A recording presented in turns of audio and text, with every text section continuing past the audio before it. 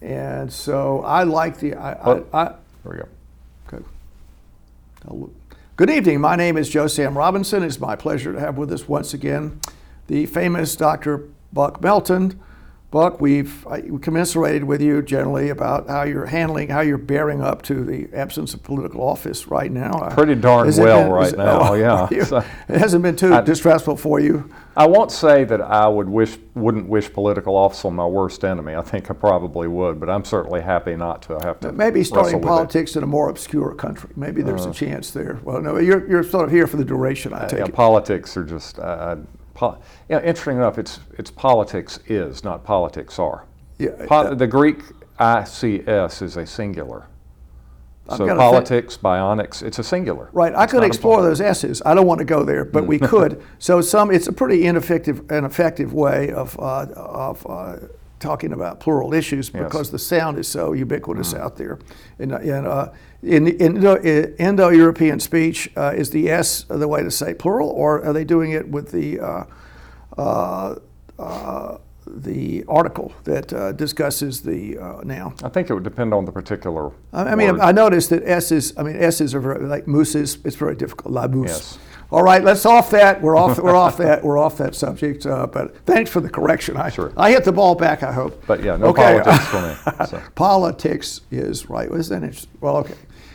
I'm going to think about it some more. But okay, so President Biden in his inaugural address really discussed the need for unity. And that sounds pretty innocuous, unity, but is there something that sleeps beneath those words? I mean, what is the rubric that unites us, and does the government, are they the purveyors of the notion? You do what they tell you, we're unified? Well, yeah, this call for unity, and Biden has been pretty strong about that, and a few other Democrats have since the debacle that took place in the Capitol a couple of weeks ago. And so my questions I think I've got two questions regarding that. First of all, do they really mean it? Is this a platitude, or are they serious about it? And I'm talking about the Democrats, because the Democrats now control Senate and House and White House. So are they serious about this call for unity? And secondly, if they are serious, what exactly do they mean by the word unity? What's in their minds by it? So I think these are the two things to explore. Well, it seems to me the fascists is that how the sticks are all together. We're all united to make us stronger.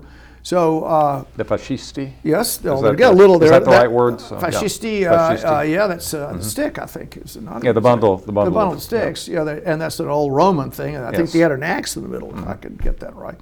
Well, the idea is we're all going to be unified. That's good. The United States of America, the United Nations. It seems unity is a word that's a really good word generally. The United Methodist Church, to use another word. So unity is a good human quality. The United Methodist Church is a good one because you've been a Methodist. Yeah. Do you know why it's called the United Methodist Church? They merged a couple of churches to be a Methodist. Well, Church. After they split in the 1840s over the issue of slavery. Yeah. So I think it was 1939 that they came back together. Not to get too much into it, they may split this huge difference. I know they may split. There may be some splitting going on. I avoid church politics if we can. So I guess we're getting at unity at what price? Right. That's right. So the government. Can we go back and see when the word has been used episodically in politics, and does it mean acquiescence to the ruling party's opinions? Is that what it means? That's my second question. So question number one is, do they mean it? And secondly, this is the thing. Trump is gone now, or at least for now. Maybe yes, maybe not. At least for now. He's not in office anymore. That's true. And one of the issues that we are wrestling with right now with the impeachment and possibly other mechanisms is, will he be allowed or be able to come back? But for now, he's gone. But the 70-odd million people who voted for him, the biggest voter turnout for a presidential candidate, any candidate in American history, the second biggest except for Biden. Those people are still here, and they are not going away, and I would imagine even in light of the Capitol riot, most of them still have the same view of Trump. Not, I mean, most Republicans are not crazy and insurrectionists. I mean, there's going to be a lunatic fringe in any movement. But I would gather that of those 70-odd million people who voted for Trump, most of them would still vote for him today. And so they're not going away. And so when I hear the word unity, I think not really of a Methodist viewpoint, but more of a Quaker viewpoint, a kind of consensus, meeting in the middle, finding a common ground, compromising your way towards the middle. And I'm wondering if that's what the Democrats mean by it, or if instead they mean what you said, do it our way. Let's have unity by the Republicans completely giving up any battle for any of their ideological beliefs and signing on wholeheartedly to the Democratic agenda. Those are two entirely different meanings of unity, and I'm wondering which one. Well, all right. If you were, if the fates had been kinder to you, Bucky, I don't know, did the vice president give a speech? You've been up there giving. What word would you have chosen? I mean, obviously, to me, the idea is we really need to stop fighting with each other. We need to be civilized. We're brothers and sisters. What can we do to have a commonality of purpose? What would you have?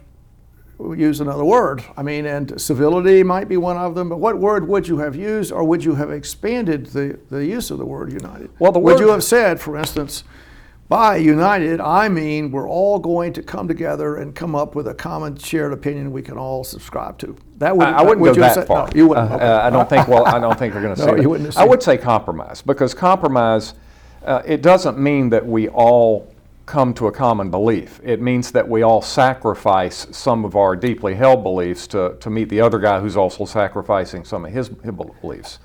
Go ahead. Well, you think if politics is tackle football, and the deals, who knows? I mean, the shadow knows all the wickedness, that's occurred, right? All of these politicians. I mean, with humans, as far as we can expand that to humans, but I could just imagine what kind of deals have gone down, and that would be the Republicans also. I mean, sure, any political. It's nonpartisan. Right. It's everybody. All kinds of rewards have to be passed out now. All kinds of promises that have been made, and to your constituency and the people that were the most active supporting your candidacy. I mean, we were out there and we called 12,000 people in Georgia. We wrote letters. We did this. We did that, and with the hope that you would do something like give my uncle a job at the post office, or possibly I don't know, tear down the wall. There are these promises that are out there, and would it be difficult for a new incumbent president to go against his supporters? And that's the dilemma that's routinely faced. Well, I think a good leader is somebody, and I've experienced this in my life with certain supervisors and watching somebody work with somebody else. People, yes. That good leaders have the ability to tell their followers no without their followers getting their backs up. Yes. And I mean, that takes a real talent and a real skill.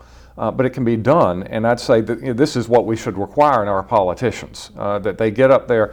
They work for us. We hire them to go up there and find a solution and to work. Do they? We think they might. We think they do. Do you think they think they do? Well, I've made no secret of the fact that I believe that the Democrats and Republicans, the leadership of the Democrat and Republican parties, are operating collusively with each other for their own benefit at the expense of the electorate. And that they would never allow a third party to challenge their joint monopoly over this beautiful system they've put together that works for them and pays them these great pensions and huge pay. I may just insert this. One of the things that President Trump did was when he initially came into office, he signed something: you can't be a lobbyist for any foreign government for 5 years. One of the last things he did was toss that executive order in the trash can, meaning everybody go get them. Yep. And so the money, that's right. So there is a corrosive, many people have pointed this out, it's got quite a corrosive system in regards to feathering one's nest after a time in power. So I guess the word I would use is compromise. That, and Biden spoke about this today. We're recording this the night of the inauguration, a few hours after his inaugural address. He pointed out that these people are in your community, they're not going away, you're going to have to get along with them somehow. Now, there is a big group of Democrats, and I think they're overstating the case, but I can certainly see where they're coming from when they talk about the shirts that they saw among the Capitol rioters, like 6 million was not enough, and racial epithets. Yes. They say they got no interest at all in compromising with people like that, and I don't blame them. But I think it's wrong to attribute those kind of beliefs to 72 million people who voted for Trump, that we should marginalize the extremes. But the other tens of millions of people, you've got to work with them or suppress them. There's no real third option. Now, the Democrats might say, well, why should we compromise, even if they are not all racists and bigots and insurrectionists, even if most of them are not, why should we work with them? We've got the Senate now, we've got the House, and we've got the White House. Let's just do it our way. Well, that's spiking the ball. And I guess my response to that is only Nixon could go to China. That only a majority that has got that ability to push anything through has the ability to to extend the first hand and say, all right, we'll make some concessions. I don't expect the Democrats to concede their whole platform, even most of their platform. I mean, they're Democrats. They want to do what Democrats want to do. But if they really believe in some sort of consensus, in the idea that the smooth working of the system in the long term is of more importance than a short-term spiking of the ball, it would be a sign of great statesmanship for them to concede at least a few smallish things at this point. I think that would do more to heal the last 4 years than anything else. Well, let's start off with impeaching President Trump, which seems to be a exercise in futility. I mean, but that certainly sounds like, as far as their agenda goes, their ambitions for the country. I mean, unless they're so fearful that they're doing everything possible to stop his political constituency from supporting him by removing the chance of him being reelected. I think one of the things when Adolf Hitler went, well, maybe that's the analogy here. He went to prison for 5 years. He was the prescriptions against him said, well, you can't speak, you can't go into politics, you can't assume office. That's often a common thing when and it's not an American thing, but it seems also rather impossible to do that. But to try and do that, I think, would be a worrisome step forward. And additionally, I think you pointed this out a little bit earlier in our conversation, that apparently if he were to be removed from office, even though when he's not in office, he would lose his pension, which of course is peanuts to him. Well, I'm not sure that's true. Really? By the strict reading. Maybe he's not. If you look at the wording of it, he would actually have to be removed. A conviction vote at this point would not actually remove him. It would only disqualify him. So by the strict reading of the word, he would not lose his pension. So what are the two possibilities? You could be convicted, and the other word is? Well, conviction automatically means removal if you're in office. Okay. But you're not in office. Okay. Yeah, and then you have the option to disqualify for future office. Oh, really? Yes. So it's right. But the statute that provides for the presidential retirement package, I forget the exact wording, but it essentially says a retired president is one who has not been removed by impeachment.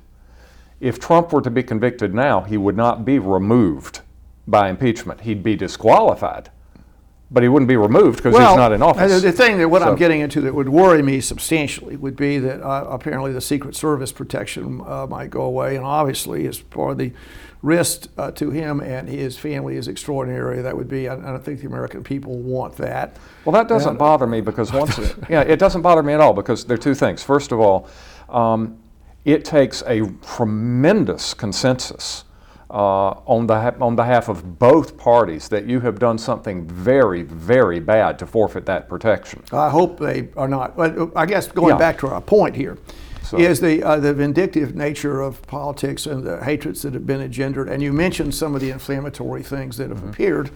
And it really cuts at the word united for the country. And so united means a lot of things. It means shared this, shared that, and the centrifugal force that's in the country really threatens to unhinge that.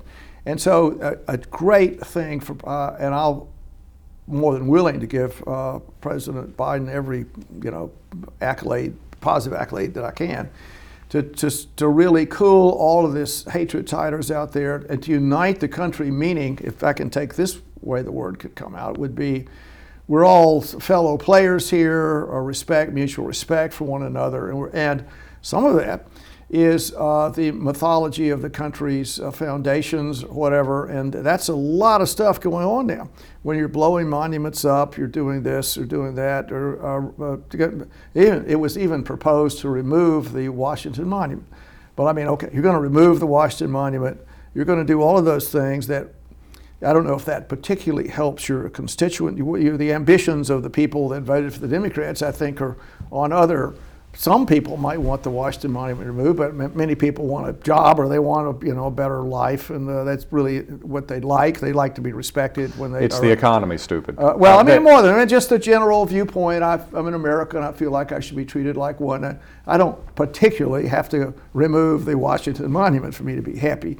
But the capital that's going into that, the extreme part of the Democratic Party, is a very worrisome thing. And we finally get into the character of President Biden and his situation. And, I'm not his position. I don't know all the particulars of what's going on there, but he is an elderly guy. He's had health issues. And it's a really a stressful situation. The vigor necessary for the office is a lot, at least understanding issues, I think, is important. Exercising appropriate judgment is crucial. Mm-hmm. And I hope that he can do that. And an important issue would be the people that are close to him, around him, and how that's going to work out. He's certainly been through tremendous tragedies, and his family's had terrible family tragedies. He also has, I guess we can mention his son here, Hunter. I'm sure he loves Hunter and on. And Hunter's going to presumably face difficult times. And it would be reasonable, emotionally, to say these people are going after my son. I've lost I've lost my children before. Hunter's imperfect, but he's my flesh and blood. Mm-hmm. I despise people that would try and injure him, and I'll hurt them if they try that. And it would be led into confrontations that would detract from the healing episode. I like the word healing. I like that. I like the idea of trying to establish a common American identity. I like that. And presumably the identity, I ask this question, if you're trying to unite the country, what is going to be the common American identity? What is it going to be? I've talked about the American church, I won't go there, but the history is presumably evil. We have an evil country that's done all these evil things, and that's one sort of thing that's said. The other one is, well, the American people deserve I'm going to do these great things for the American people, even though they've been tainted by evil. I don't know if I said that correctly, but what's going to pull people together? Additionally, we have 11 million at least, and who knows the true number? It may be much more. Millions of people are coming into the country, millions and millions of them, for a better life, and from another culture, speaking different languages, on and on. And how do we put all those people together? It's really quite a terrible task. Really, if you want to unite the country under these issues, there's no. Sometimes people try and pick China out as an enemy. Okay, maybe that's an external thing, but how do we get everybody to work together? There's no terrible enemy out there. How are we going to do that? It's pretty hard, and not offend any group. How would you do that? Well, offense. I'm sorry that. And this is, I think, the great plague of the 21st century, the idea of the microaggression and offense and hurt feelings. And I would distinguish that. For instance, you don't worry about the Washington Monument a lot, but you're a white male who's had been dealt a good hand in life and a great job and great influence in the community. Put yourself in Malcolm X's position. That wonderful line of his: "We didn't land on Plymouth Rock. Plymouth Rock landed on us." That's funny, isn't it? So I don't know. I don't know what it is like to constantly drive around and see these monuments that I could easily interpret as being white supremacist monuments, erected and supported by the people who employ me and that I got to deal with. So I'm not going to. I don't go that far. Yes. But minor offenses, I get offended every day by stuff, by what people say. And unfortunately, you have to accept that. And this idea that we're all just eggshells now really bugs me, and anything that causes the least little offense has to be eradicated. I've got a serious problem with that. Regarding the American church, the American religion, I would say the rule of law. And obviously the Capitol riots flew in the face of that. Which ones?